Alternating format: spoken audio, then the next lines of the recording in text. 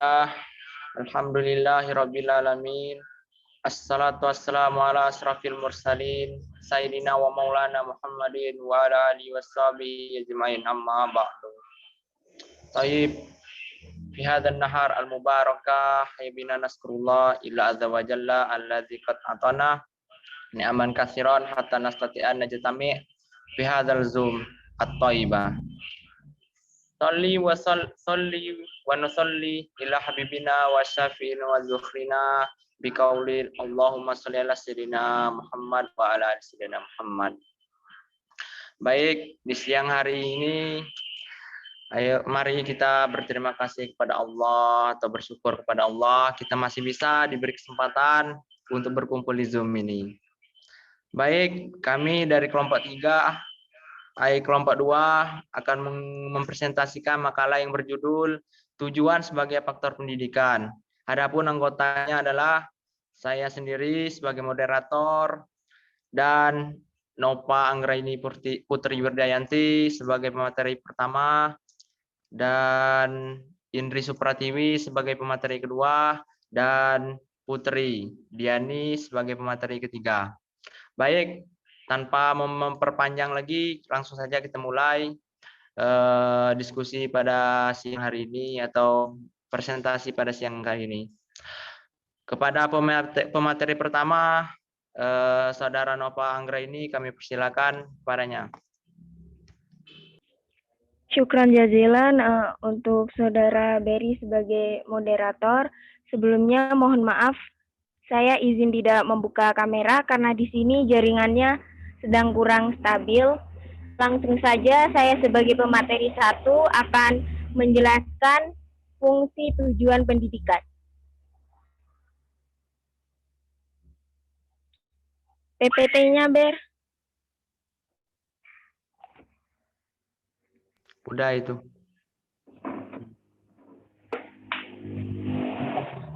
Oke. Fungsi tujuan pendidikan. Jadi di sini tujuan pendidikan yaitu memuat gambaran tentang nilai-nilai yang baik, luhur, pantas, benar, dan indah untuk kehidupan. Kemudian, tujuan pendidikan ini bersifat normatif. Apa sih itu normatif? Normatif yaitu mengandung unsur-unsur norma bersifat memaksa, tetapi tidak bertentangan dengan hakikat perkembangan peserta didik, serta dapat diterima oleh masyarakat sebagai nilai hidup yang baik. Kemudian, sehubungan dengan fungsi tujuan yang demikian penting itu, maka menjadi keharusan bagi pendidik untuk memahaminya. Kekurangan pahaman pendidik terhadap tujuan pendidikan dapat mengakibatkan kesalahan di dalam melaksanakan pendidikan.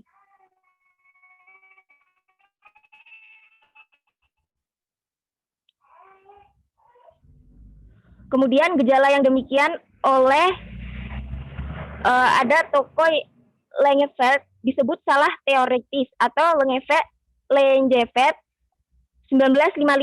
Menurut Undang-Undang RI nomor 20 tahun 2003, pada pasal 3 disebutkan bahwa pendidikan nasional berfungsi mengembangkan kemampuan dan membentuk watak serta peradaban bangsa yang bermartabat dalam rangka mencerdaskan kehidupan bangsa. Kemudian bertujuan untuk berkembangnya potensi peserta didik agar menjadi manusia yang beriman dan bertakwa kepada Tuhan Yang Maha Esa, berakhlak mulia, sehat, berilmu, cakap, kreatif, mandiri, dan menjadi warga negara yang demokratis serta bertanggung jawab. Jadi di sini fungsi tujuan pendidikan setelah saya baca kami dapat disimpulkan itu bertujuan untuk mengembangkan potensi peserta didiknya, kemudian menjadikan peserta didik yang beriman dan bertakwa kepada Tuhan Yang Maha Esa dan berakhlak mulia, dan juga menjadi generasi muda yang bisa membanggakan nusa dan bangsa. Mungkin itu dari saya kembalikan pada moderator. Baik, terima kasih kepada Saudari Aini yang telah membacakan materi pertama. Baik, kita lanjutkan pemateri kedua kepada Saudari Indri. Kami persilakan. Terima kasih saya ucapkan kepada moderator. Baiklah, di sini saya akan menyampaikan materi yang kedua dengan judul Sumber dan Dasar Perumusan Tujuan Pendidikan. Nah, di sini kita harus mengetahui dulu sumber itu sumber dan dasar perumusan tujuan pendidikannya. Nah, rumusan itu maksudnya adalah pondasi. Jadi di sini itu adalah pondasi sumber pondasi pendidikannya. Kemudian tujuan pendidikan tadi telah dijelaskan yakni untuk mencerdaskan individu dari yang tidak tahu menjadi tahu dan dari yang tidak cerdas menjadi cerdas. Nah, ada 4 rumusan tujuan pendidikan yang ada di Indonesia. Yang pertama yaitu rumusan tujuan pendidikan menurut Undang-Undang Nomor 4 Tahun 1950 tercantum di dalam bab 2 pasal 3 yang bunyinya, tujuan pendidikan dan pengajaran membentuk manusia yang cakap dan warga negara yang demokratis serta bisa bertanggung jawab tentang kesejahteraan masyarakat di tanah air. Kemudian ada yang kedua, yakni rumusan tujuan pendidikan berdasarkan ketetapan MPR nomor 2 tahun 1960, yang dimana bunyinya, tujuan pendidikan ialah mendidik anak ke arah terbentuknya manusia yang berjiwa Pancasila dan bertanggung jawab atas terselenggaranya masyarakat sosialis yang ada di Indonesia, yang adil dan makmur, serta material dan spiritual. Kemudian dilanjut yang ketiga, rumusan tujuan pendidikan berdasarkan sistem pendidikan nasional. Pendidikan nasional Pancasila dengan penetapan Presiden nomor 19 tahun 1965 yang berbunyi, tujuan pendidikan nasional kita baik yang diselenggarakan oleh pemerintah maupun swasta dan pendidikan prasekolah sampai pendidikan tinggi, supaya melahirkan warga negara sosialis Indonesia yang susila, yang bertanggung jawab atas terselenggaranya masyarakat sosialis Indonesia, adil dan makmur, baik spiritual maupun material yang berjiwa Pancasila. Kemudian rumusan yang keempat, yakni berdasarkan ketetapan MPRS nomor 2 tahun 1960 yang bunyinya, tujuan pendidikan ialah membentuk manusia Pancasila sejati berdasarkan ketentuan-ketentuan yang dikehendaki oleh pembukaan Undang-Undang Dasar tahun 1945 dan isi Undang-Undang Dasar tahun 1945. Kemudian, dari beberapa alasan tersebut, alasan dalam perumusan tujuan menurut Merger, yaitu ada 3. Yang pertama, karena guru tidak dapat merancang bahan pengajaran, isi ataupun metode yang tepat untuk dipergunakan dalam pengajaran itu. Jadi dalam pendidikan itu harus ada landasan rumusannya ya. Kemudian yang kedua, karena tidak adanya rumusan tujuan pengajaran yang jelas bagi guru, sehingga sukar mengukur atau menilai sampai sejauh manakah keberhasilan dalam pengajaran itu. Dan yang terakhir, karena guru sukar mengorganisasikan kegiatan-kegiatan dan usaha-usaha siswa dalam pencapaian tujuan pengajaran itu. Mungkin sekian dari saya kembalikan ke moderator. Baik, terima kasih kepada Saudari Indri sudah membacakan materi yang kedua. Baik, kita lanjut ke materi yang ketiga. Kepada Putri Diani, kami persilakan.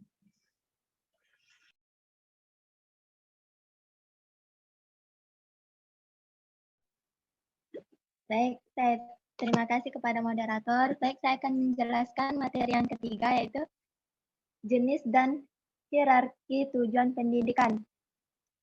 Tujuan pendidikan dan pengajaran dapat dibedakan dan disusun menurut hierarki sebagai berikut, yaitu tujuan umum, tujuan institusional, tujuan kurikuler instruksional. Tujuan umum yang pertama yaitu tujuan umum pendidikan nasional Indonesia adalah manusia yang berjiwa Pancasila. Yang kedua yaitu tujuan institusional adalah tujuan pendidikan yang akan dicapai menurut jenis dan tingkatan sekolah atau lembaga pendidikan masing-masing. Biasanya tercantum kurikulum sekolah atau lembaga pendidikan yang harus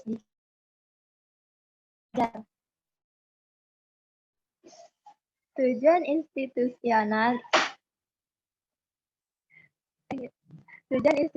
institusional ini berbentuk standar kompetensi lulusan. Standar kompetensi lulusan untuk satuan pendidikan dasar dan menengah digunakan sebagai pedoman penilaian dalam menentukan kelulusan peserta didik. Standar kompetensi lulusan tersebut meliputi standar kompetensi lulusan minimal satuan pendidikan dasar dan menengah, standar kompetisi lulusan minimal kelompok mata pelajaran, dan standar kompetensi lulusan minimal mata pelajaran.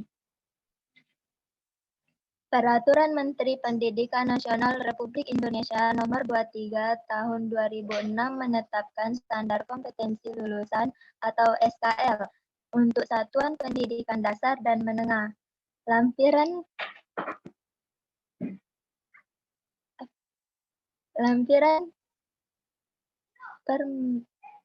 Permen ini meliputi SKL satuan pendidikan dan kelompok mata pelajaran, SKL mata pelajaran SD sampai atau MI, SKL mata pelajaran SMP atau MTS, SKL mata pelajaran SMA atau MA, SKL mata pelajaran VLB-ABD, SKL mata pelajaran SMK atau MAK 73. Tujuan kurikuler adalah tujuan kurikulum sekolah yang telah diperinci menurut bidang studi atau mata pelajaran atau kelompok mata pelajaran. Tujuan instruksional adalah tujuan pokok bahasan atau tujuan sub pokok bahasan yang diajarkan oleh guru. Yang ketiga yaitu tujuan instruksional dibedakan menjadi dua macam, yaitu tujuan instruksional umum atau TIU dan tujuan instruksional khusus atau TIK. Umumnya, yang pertama yaitu umumnya tujuan instruksional umum berada pada tiap-tiap pokok bahasan yang telah dirumuskan di dalam kurikulum sekolah, khususnya di dalam garis-garis besar program pengajaran atau GBPP. Yang kedua yaitu tujuan instruksional khusus adalah tujuan pengajaran yang diharapkan dapat dicapai oleh siswa pada akhir tiap jam pelajaran. Biasanya dibuat oleh guru yang dimuatkan di dalam satuan pelajaran atau SATPER. Baik, terima kasih. Saya kembalikan kepada moderator. Baik, terima kasih kepada Saudari Putri Diani yang sudah membacakan materi yang terakhir. Baik, itulah pembacaan materi dari kelompok kami. Selanjutnya kita memasuki sesi kritik dan saran. Oke, kepada teman-teman yang ingin memberikan kritik dan saran kami persilakan karena ini sangat penting sekali. Baik, kepada teman-teman yang ingin memberikan kritik dan saran kami persilakan. Ditunggu kritik dan saran ataupun masukan yang bersifat membangun. Saya. Baik, Saudara Juma, kami persilakan. Assalamualaikum warahmatullahi wabarakatuh. Waalaikumsalam warahmatullahi wabarakatuh. Syukran jazilan ila ra'isil jalsah. Taib, saat ila Luga Indonesia. Jadi perkenalkan, nama saya Juma Purnomo, perwakilan dari kelompok 1. Mengenai kritik dari makalah tadi di bab pertama itu pendahuluan, di situ ada latar belakang, kemudian rumusan masalah, kemudian di situ nanti ada tujuan dari makalah gitu. Itu tidak ada ditampilkan seperti itu. Jadi langsung latar belakang, kemudian bab 2 pembahasan. Nah, di situ ada data isi. Kemudian untuk yang terakhir itu yang penutup juga salahnya tidak ada, langsung kesimpulan. Nah, jadi untuk kedepannya itu dimasukkan, karena itu salah satu teknik menulis sebuah makalah atau artikel itu kita harus ada melengkapi itu. Jadi latar belakang kita apa? Latar belakangnya sudah tahu kenapa kita memilih latar belakang ini. Nah, rumusan masalah itu apa? Rumus masalah itu dari yang latar belakang tadi, baru solusinya, apa tujuannya. Nah, seperti itu. Jadi nanti biar jelas. Itu mungkin itu sih. Kurang lebih saya mohon maaf, saya kembalikan ke moderator. Baik, terima kasih kepada Saudara Juma atas kritik, saran yang membangun. Oke, kepada teman-teman yang lain mungkin ada yang ingin menambahkan atau memberi masukan, saran, kami terima dengan selapang-lapangnya. Ayo, yang ingin memberikan kritik dan saran, kami persilakan. Karena sepatah dua patah kata itu sangat penting dari teman-teman semua. Oke, yang ingin memberikan kritik dan saran kami tunggu. Baik, nampaknya tidak ada. Cuma Saudara Juma yang ingin memberikan kritik dan saran. Aduh, sedih sekali. Baik, selanjutnya kita memasuki sesi yang terakhir, yaitu sesi tanya jawab. Oke, kepada teman-teman yang ingin memberikan pertanyaan ataupun ada yang ingin didiskusikan, silakan.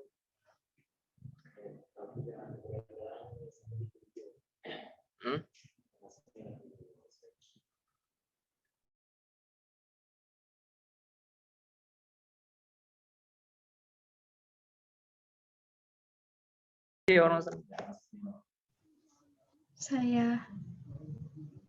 Oke, kepada Saudari Rima, persilakan. Kami persilakan. Bismillah, Assalamualaikum warahmatullahi wabarakatuh.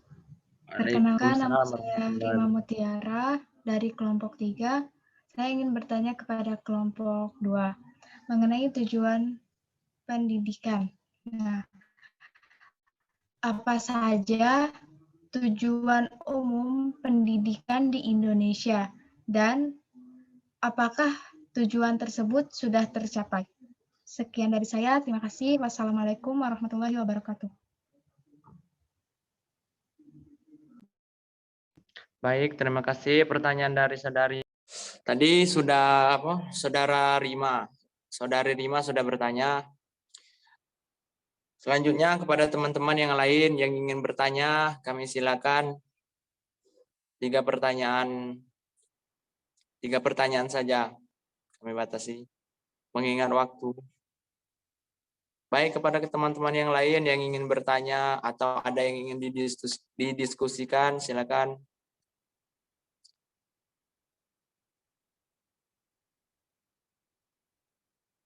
Baik, kepada Saudara Juma, kami persilakan.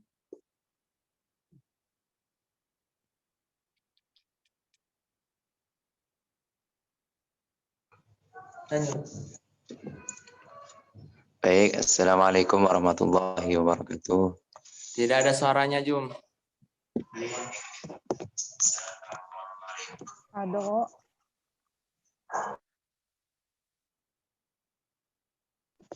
Baik, terima kasih kepada moderator. Saya perwakilan dari kelompok 1 ingin mendiskusikan mengenai pendidikan. Nah, tadi disampaikan oleh Aini, mungkin bisa ditampilkan lagi PPT-nya gitu. Ada yang tentang itu keras, tapi dia itu pendidikannya tidak menyalahi norma-norma. Itu bagaimana maksudnya tadi yang disampaikan oleh Aini? Nah, tujuan pendidikan bersifat normatif. Nah, pada sifat normatif tadi itu ada yang maksudnya contohnya bagaimana? Dia tidak menekan dan tidak terlalu memaksa. Nah, itu bagaimana maksudnya itu? Nah, ini kan unsur-unsurnya norma bersifat maksa tetapi tidak bertentangan dengan hakikat perkembangan peserta didik serta dapat diterima oleh masyarakat sebagai nilai hidup yang baik. Nah, maksudnya kayak mana nih? Contohnya bagaimana gitu. Jadi dia sama-sama kita ketahui itu bagaimana contohnya. Jadi nanti tidak hanya sekedar memahami saja tapi ada contohnya seperti itu. Mungkin sekian, terima kasih. Baik, terima kasih daripada Saudara Juma. Mungkin kepada teman-teman yang lain, 1 pertanyaan terakhir. Kami persilakan atau ada yang ingin didiskusikan karena belum pahamnya dari materi yang disampaikan oleh kelompok kami persilakan.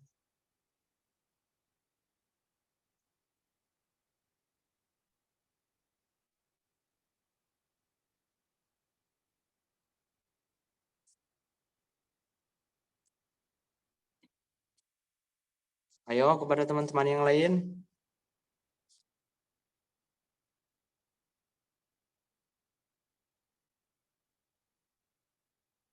Mungkin Mbak Hermi mau bertanya atau ada yang ingin didiskusikan? Ada? Oke, ayo satu lagi pertanyaan.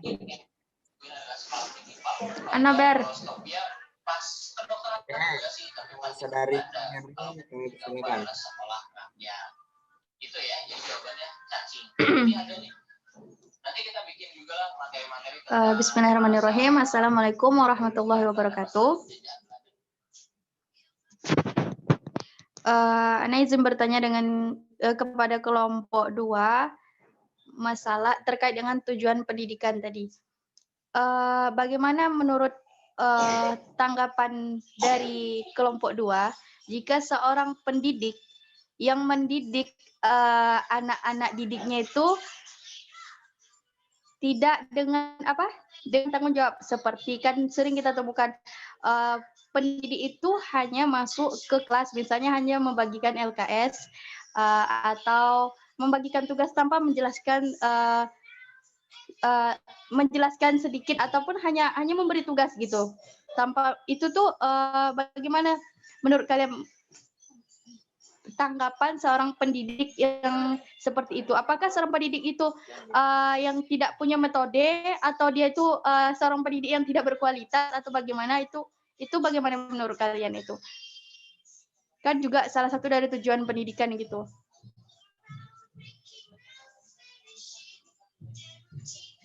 Oke, terima Mungkin cuma kasih itu. kepada Saudari Hermi. Oke, mungkin berikan kami waktu sekitar 10 menit ataupun 8 menit untuk mencari jawaban dari pertanyaan-pertanyaan teman-teman semua. Menjawab pertanyaan dari Saudari Rima. Kepadanya kami persilakan.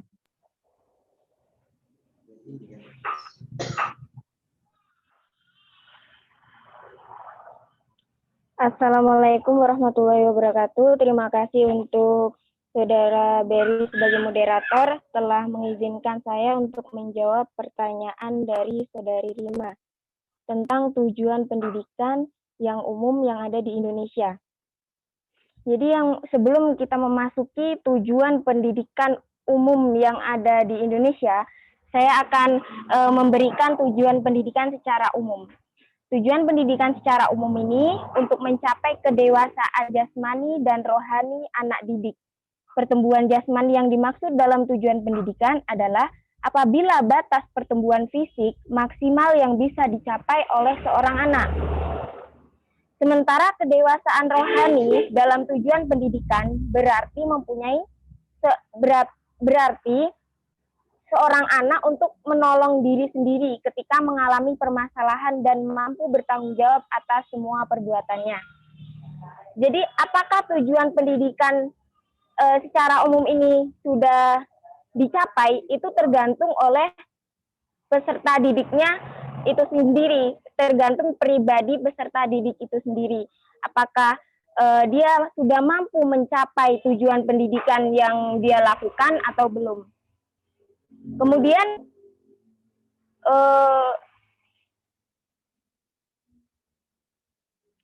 Kemudian, negara Indonesia memiliki tujuan pendidikan yang diatur dalam Undang-Undang 1945 dan Undang-Undang Nomor 20 Tahun 2003. Menurut Undang-Undang 1945, tujuan pendidikan nasional diatur dalam Pasal 31 Ayat 3 dan Pasal 31 Ayat 5.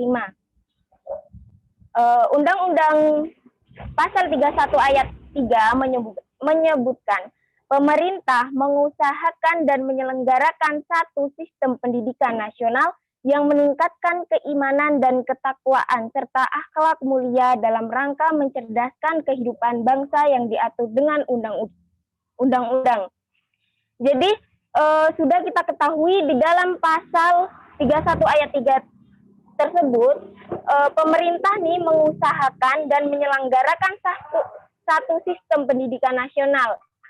Tujuannya apa? Tujuannya yaitu untuk meningkatkan keimanan dan ketakwaan serta akhlak mulia dalam rangka mencerdaskan kehidupan bangsa yang diatur dengan undang-undang. Jadi teman-teman, kalau misalnya peserta didik atau siswa itu mempunyai kepintaran atau ilmu yang hebat, tapi tidak mempunyai akhlak yang mulia, itu percuma saja. Jadi tujuan yang paling utama dan awal itu untuk meningkatkan ketakwaan serta akhlak mulia dalam rangka mencerdaskan kehidupan bangsa. Mungkin mungkin itu yang bisa saya jelaskan. Kurang dan lebihnya saya mohon maaf, saya kembalikan kepada moderator. Baik, terima kasih kepada Saudari Aini atas tanggapannya dari pertanyaan Saudari Rima. Kepada Saudari Rima, bagaimana?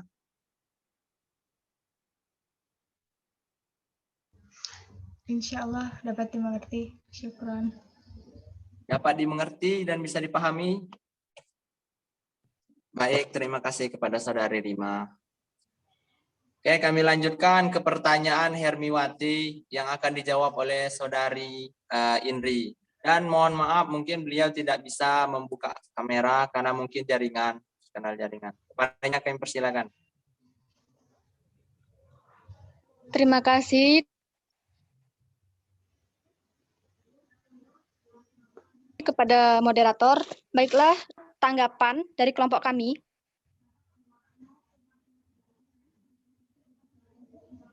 Kepada seorang pendidik yang tidak memberikan tugas atau LKS tanpa memberi penjelasan terlebih dahulu, apakah itu termasuk pendidik yang tidak berkualitas atau bagaimana? Jadi di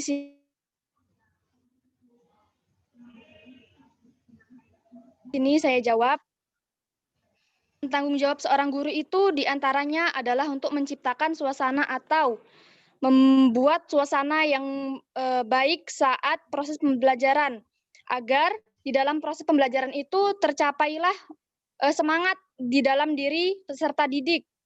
Nah, tugas seorang guru itu ada bermacam-macam.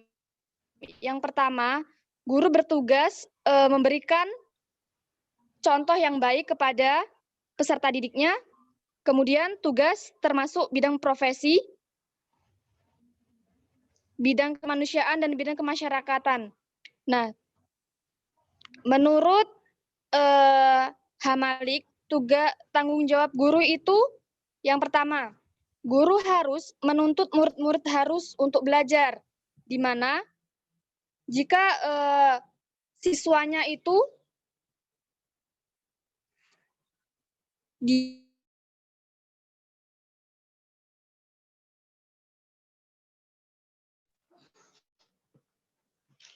Putus-putus.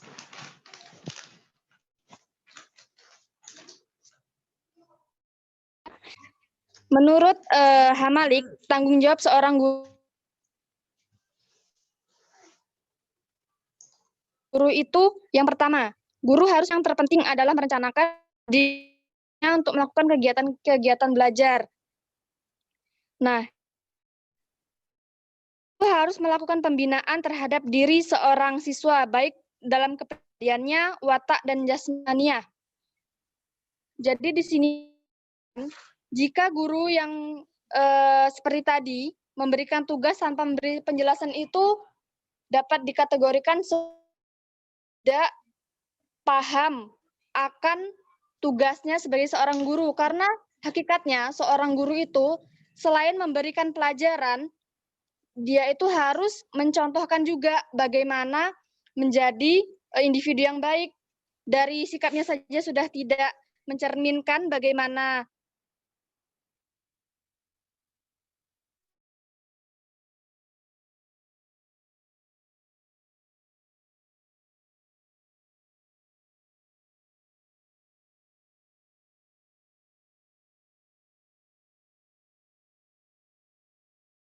karena seorang siswa itu adalah menurut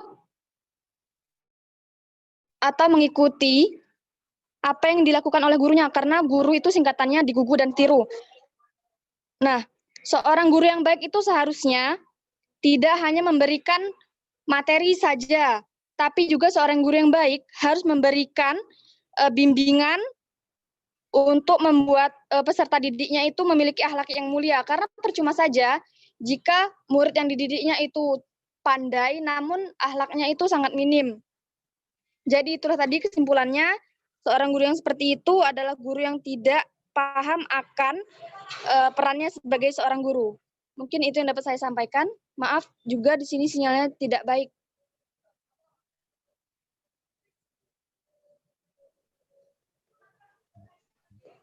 Baik. Sudah dijawab tadi dari Indri. Apakah sudah selesai?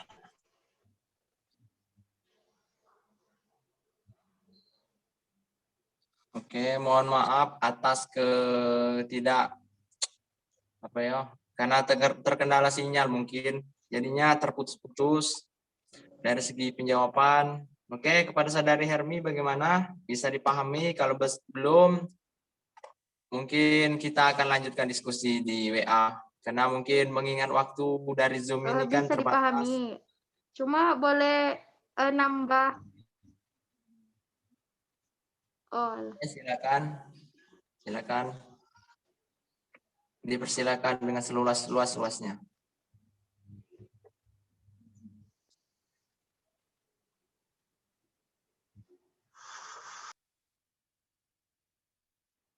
Baik, Saudari Hermi, apa yang ingin ditambah tadi? Tadi kan sudah dijelaskan oleh Saudari Indri tanggung jawab seorang guru. Berarti seorang guru yang tidak menerapkan sebagaimana jadi tanggung jawab seorang guru, berarti seorang guru itu tidak bertanggung jawab gitu. Nah, kan sering kita temukan.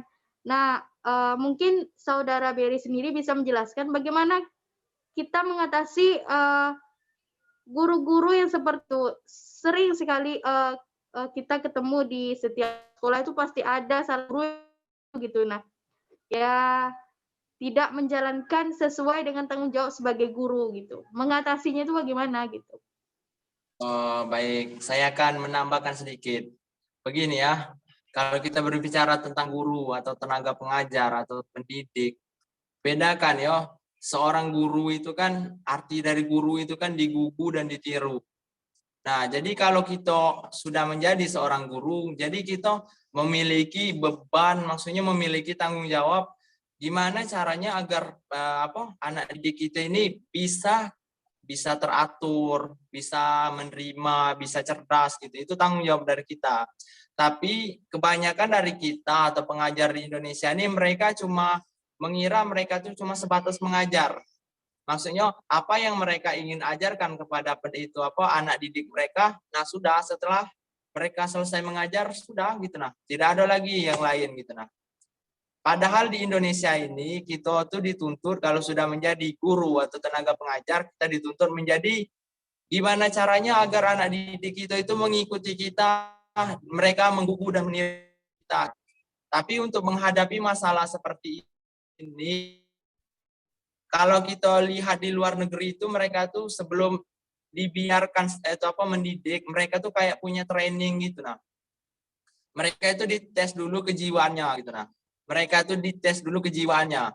Banyak dari kita, bukan dari mereka saja, banyak dari kita itu tidak suka dengan anak-anak gitu nah. Nah, tujuan mereka sebelum membiarkan tenaga pengajar itu mengajari anak-anak itu, mereka diperiksa dulu maksudnya kejiwaan mereka. Apakah dia ini cocok diletakkan di ranah pengajar? Apakah tidak? Nah, setelah dari tes cek jiwa tadi mereka tahu bahwa dia ini kan tidak cocok dibiarkan untuk mengajar di bidang anak-anak karena dia tidak suka anak-anak. Jadi dia lebih cocok diletakkan mungkin di bagian TU atau bagian komputer gitu nah. Sedangkan orang-orang yang jiwanya bagus, mereka suka dengan anak-anak, suka berinteraksi dengan anak-anak, mereka diletakkan di ranah pengajaran agar mereka tahu gitu nah tanggung jawab mereka. Tapi kalau kita lihat di Indonesia ini memang gitu nah, memang belum sangat minim gitu nah guru yang mau melaksanakan tanggung jawab mereka. Kebanyakan dari mereka cuma habis mengajar udah, tidak ada lagi tanggung jawab mereka akan melaksanakan tanggung jawab mereka. Padahal tanggung jawab mereka besar gitu. Untuk solusi seperti ini, kalau pribadi dari saya, alangkah baiknya kita seperti orang luar tadi. Bukan berarti kita mengikuti orang luar, tapi caranya sangat bagus gitu.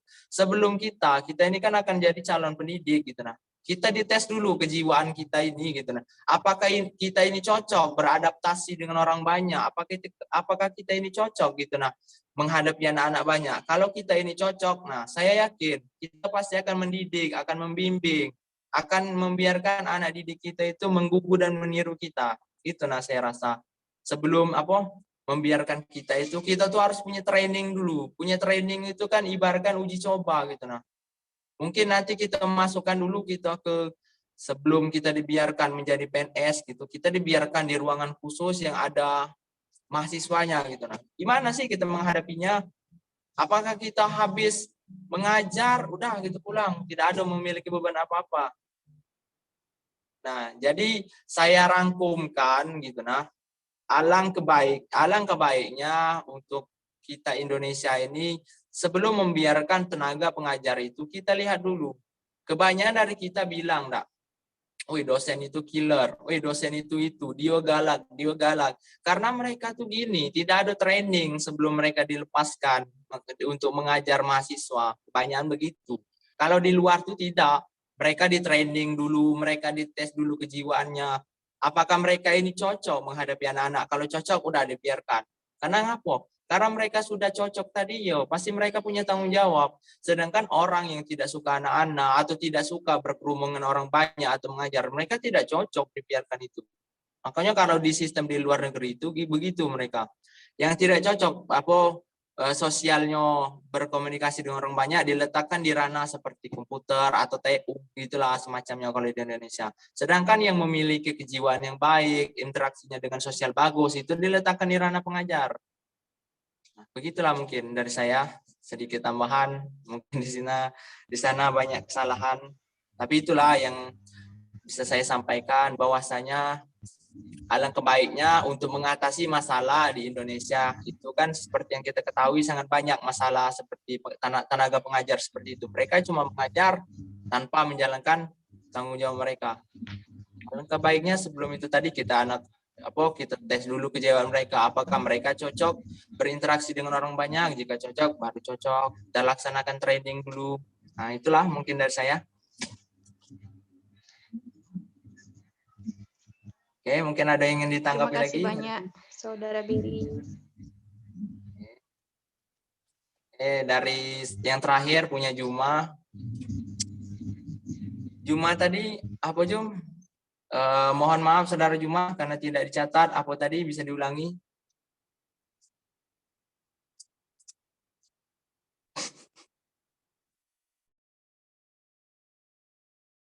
Mengenai materi yang pada pemaparan ini tadi, itu kan ada tentang konstriktif tadi, dia tuh mengajar tapi tidak memaksa gitu.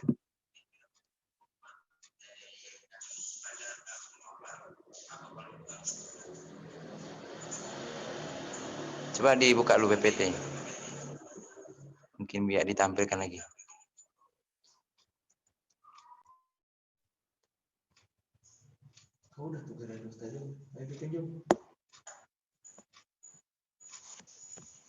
Nah, ini kan ada tujuan pendidikan bersifat normatif. Nah, yang mengandung unsur-unsur norma bersifat memaksa, tetapi tidak bertentangan dengan hakikat perkembangan peserta didik, serta dapat diterima oleh masyarakat sebagai nilai hidup yang baik. Nah, contohnya kayak mana ini? Tidak memaksa, tapi tidak bertentangan dengan hakikat perkembangan peserta didik. Nah, itu kayak mana maksudnya?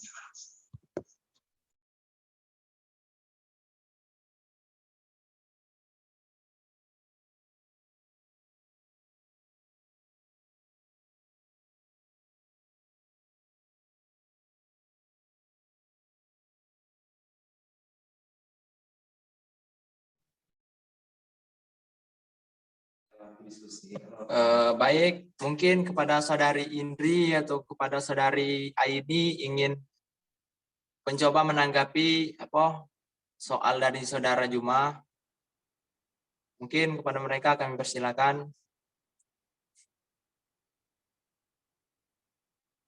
Mungkin kepada saudari Aini ingin menanggapi, atau kepada teman-teman yang lain ada yang ingin menanggapi, kami persilakan, kami buka selebar-lebarnya.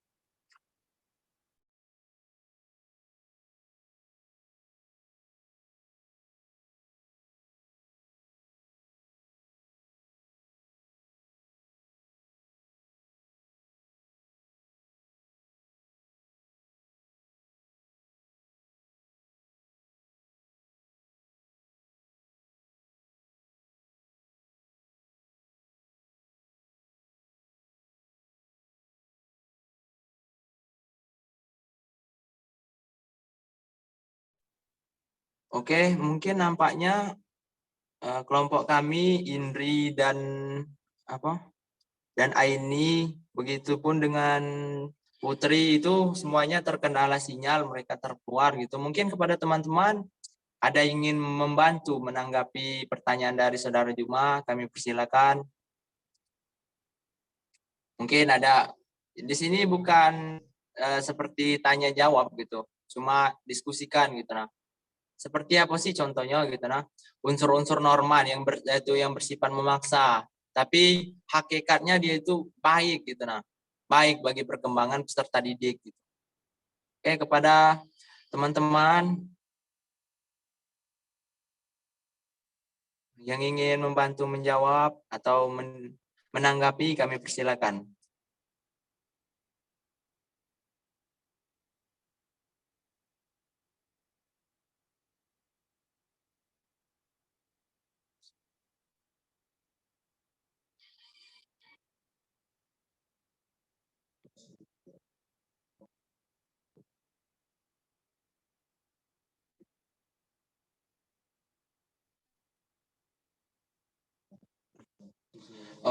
Mungkin dari kelompok 1, kelompok 3, dan kelompok 4, perwakilan dari kelompok mereka mencoba menanggapi pertanyaan dari saudara Juma.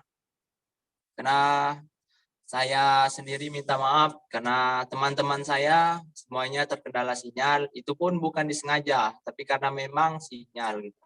Jadi mereka mungkin belum bisa menanggapi. Mungkin kepada teman-teman dari kelompok 1 dulu, ada yang ingin menanggapi pertanyaan dari Juma, kami persilakan. Waktu kan tinggal 10 menit nih. Jawab di Nah, karena waktu 10 menit lagi. Jawab lewat Oke, mungkin dari kelompok 3 ada yang ingin memberikan pertanyaan atau tanggapan? Kalau kalian udah dapat jawabannya lewat WA nih. Kalau belum ya udah. Oh, mungkin beginilah, saya akan menambahkan sedikit. Memang seorang moderator tidak boleh, tapi mau gimana lagi gitu nah. Contohnya begini mungkin. Unsur-unsur norma gitu yang bersifat memaksa, tapi hakikatnya itu bagus gitu. Misalkan begini, Dak. Ada seorang anak yang malas. Dia malas sekolah, dia malas belajar. Tapi seorang ibu tuh berkeinginan agar anaknya ini mau sekolah, bisa menjadi orang sukses. Jadi seorang ibu ini dia akan mencari segala cara gitu agar anaknya ini mau sekolah, agar anaknya ini tidak malas. Contohnya seorang ibu ini akan mencari cara gimana sih anaknya ini agar mau sekolah gitu. Dia cari cara, ataupun itu dipaksa kah, ataupun itu mungkin mohon maaf apakah itu mungkin dipukul. Karena mungkin dia yang tidak mau tadi belajar, dipaksa belajar. Oke, mungkin anak itu berpikiran hakikatnya, kok ibu aku nih katanya jahat sekali gitu. Nah, aku udah mau sekolah, aku udah mau belajar, dia marah. Aku udah mau belajar, dia pukul. Aku udah mau sekolah, dia paksa gitu. Nah, tapi terpaksa seorang anak ini tadi kan, misalkan kata ibunya, kalau kau tidak mau sekolah, nanti tidak ibu kasih uang jajan dan tidak ibu kasih kasih makan. Mau tidak mau seorang anak ini akan pergi ke sekolah gitu dengan setiap harinya. Kalau dia tidak dia tidak sekolah, dia tidak pergi ke sekolah, dia tidak akan dapat uang jajan dan dia tidak akan dapat makan. Jadi begitu pikiran dia.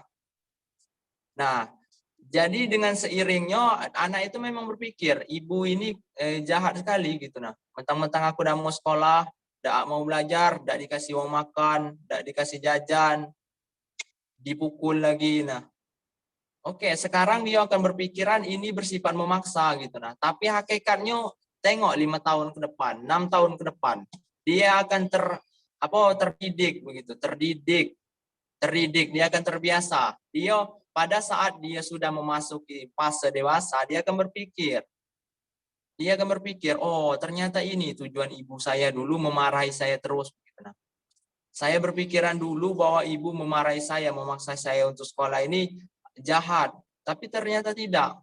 Untungnya di saya sekarang. Coba kalau saya tidak mendengarkan ibu saya dulu, belum tentu saya bisa sekolah atau sampai ke perguruan tinggi, bisa menjadi orang cerdas begitu. Nah, jadi inilah salah satu contoh seperti unsur-unsur yang bersifat memaksa. Seorang ibu tuh memaksa sekali gitu. Bahkan dia akan mengerahkan segala cara. Dengan cara dipukul, dipaksa, diancam. Tapi hakikatnya bertujuan agar peserta didik ini berkembang dari segi otak, dari segi pikiran. Tapi memang tidak saat itu dia mendapatkan hasil. Tapi hasilnya akan dirasakannya setelah mungkin itu 10 tahun yang akan datang. Pasti sebagian dari kita pernah ngerasa kalau dipukul ibu, untuk dipaksa ini, dipaksa itu, akan berpikir, kok ibu saya ini jahat sekali gitu. Nah, membiarkan saya memukul saya, padahal saya ini anaknya gitu. Nah, kita mungkin akan berpikir seperti itu, tapi hakikatnya tidak gitu. Nah, memang pada saat kita dipukul itu kita akan ngerasa marah gitu dengan kedua orang tua kita. Pada hakikatnya kita rasakan sekarang. Kalau orang tua kita tidak pernah marah dengan kita, tidak pernah maksa kita, belum tentu kita bisa sampai kerana perkuliahan ini. Mungkin habis dari S1 ini kita karena pikiran kita tadi sudah berkembang gitu, kita ingin langsung lanjut S2 gitu. Mungkin nanti S3 sampai mengantarkan kita ke dokter. Berkat siapa kita bisa berduduk di bangku sarjana? Berkat kedua orang tua. Kalau kita ratapi lagi di dulu, mungkin kita banyak sebagian dari kita malas sekolah, malas belajar. Tapi tengok kedua orang tua kita. Kita udah sekolah kena pukul. Kita udah belajar, udah dikasih makan, udah dikasih jajan. Mungkin banyak sebagian dari kita. Jadi inilah salah satu contoh dari suatu tujuan pendidikan yang unsurnya itu mengandung paksaan gitu, memaksa sekali. Tapi hakikat dasarnya, hakikat atau yang terkandung di dalam sana bertujuan untuk mengembangkan diri kita gitu. Tengok ke depannya gitu. Nah, jadi inilah Saudara Juma salah satu contohnya gitu. Salah satu contoh yang unsur-unsur yang bersifat memaksa. Saya rasa begitulah yang kita rasakan. Orang tua kita memaksa kita dengan segala cara agar kita mau sekolah. Dan memang setidaknya memang kita belum akan kita rasakan sekarang. Tapi setidaknya sedikitnya kita sudah bisa merasakannya sekarang. Kita sudah bisa duduk di bangku perkuliahan.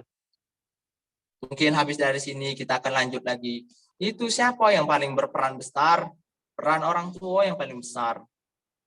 Kita tidak akan mungkin kita tidak akan mungkin bisa bilang bahwa ini bukan peran orang tua. Mungkin itu saja Saudara Juma dari saya. Bagaimana Saudara Juma? Mungkin sedikit saya menanggapi. Mungkin saya juga dapat inspirasi atau barusan disampaikan Saudara Berry mungkin. Jadi untuk tujuan pendidikan bersifat normatif yang mengandung unsur norma bersifat memaksa tetapi tidak bertentangan dengan hakikat pendidikan, dengan hakikat perkembangan peserta didik. Mungkin seperti ini mungkin kalau yang saya tangkap ya. Contohnya kayak di sekolah pendidikan itu kita diberikan suatu materi pelajaran oleh guru, diberikan materi. Nah, itu bersifatnya norma memaksa. Kita harus paham Tetapi di situ tidak bertentangan dengan perkembangan peserta didik. Jadi biarpun kita tidak tahu dengan materi tadi, tapi sesuai dengan perkembangan kita, perkembangan diri kita sendiri seperti itu. Mungkin itu sih. Sekian, terima kasih dari saudara moderator.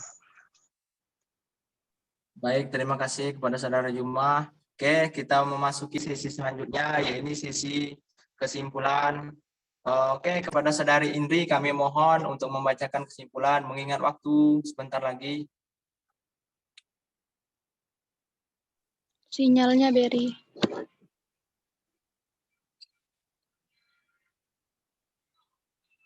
Maaf, di sini sebelumnya saya juga ingin menambahkan jawaban dari saudara Berry tadi. Saya juga mendapatkan normatif hukum normatif yang bersifat memaksa di pendidikan sekolah ya. Dapat kita ambil contoh adalah larangan untuk merokok. Nah, sudah sepantasnya kan bahwa di sekolah itu sangat tidak pantas jika siswa itu merokok. Karena merokok itu kan tidak menciri khaskan orang yang terdidik di sekolah begitu. Nah, di sini juga dia akan tahu nanti jika dia ingin melanjutkan di sekolah militer itu kan diwajibkan kita untuk sehat jasmani dan rohani kan. Nah, jika dia merokok itu kan mungkin saja karena efek dia merokok itu dia ada sakit paru atau sakit jantung. Maka di sini bahkan dia akan berterima kasih kepada gurunya ataupun orang-orang yang menasehatinya, baik temannya ataupun bahkan orang tuanya.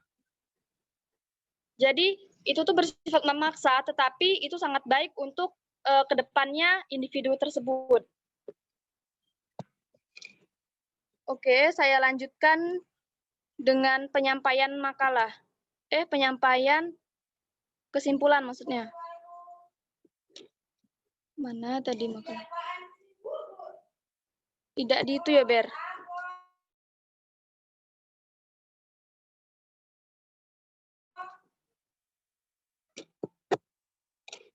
Cek. Oke, bentar lagi Zoom habis.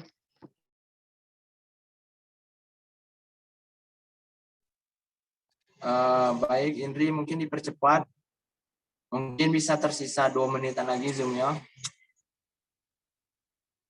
Kelompok 2. Udah kurang dari 1 menit nih.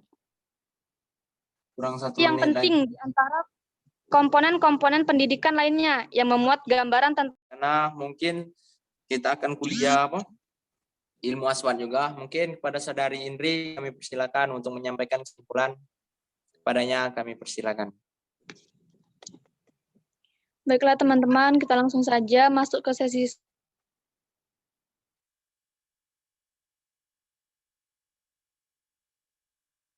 Putus-putus. kesimpulan dari makalah. Nah, tujuan pendidikan menurut komponen pendidikan yang lainnya, yang dimana memuat gambaran tentang nilai-nilai yang baik, indah untuk kehidupan. Maka, menjadi keharusan bagi pendidikan untuk memahaminya, sehingga tidak terjadi kesalahpahaman dalam suatu pendidikan. Tanpa perumusan tujuan, guru dan pendidik tidak dapat merancang pelajaran dengan baik dan tidak bisa mengukur bagaimana keberhasilan dari penyampaian pelajaran yang telah disampaikan, dan juga akan sukar untuk mengorganisir dalam pencapaian tujuan pengajaran tersebut. Nah, tujuan pendidikan dan pengajaran ini dibedakan menjadi 4 bagian. Yang pertama yakni tujuan umum, tujuan institusional, tujuan kurikuler, serta tujuan instruktusional, baik instruktusional umum maupun instruktusional khusus. Nah, itulah tadi penyampaian kesimpulan dari saya. Saya kembalikan kepada moderator.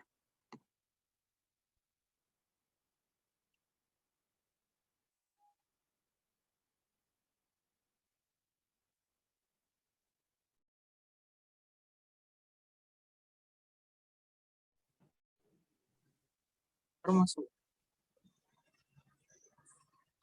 Berry. Baik, terima kasih kepada saudari Indri. Mungkin itulah akhir dari presentasi kelompok kami, yaitu kelompok 2. Saya perwakilan dari kelompok 2 mengucapkan maaf sebanyak-banyaknya kepada teman-teman semua karena presentasi kali ini sangat tidak kondusif dikarenakan memang benar-benar dari teman-teman kami semua terkendala jaringan. Begitupun dengan saya sendiri. Saya juga terkendala sinyal sedikit-sedikit.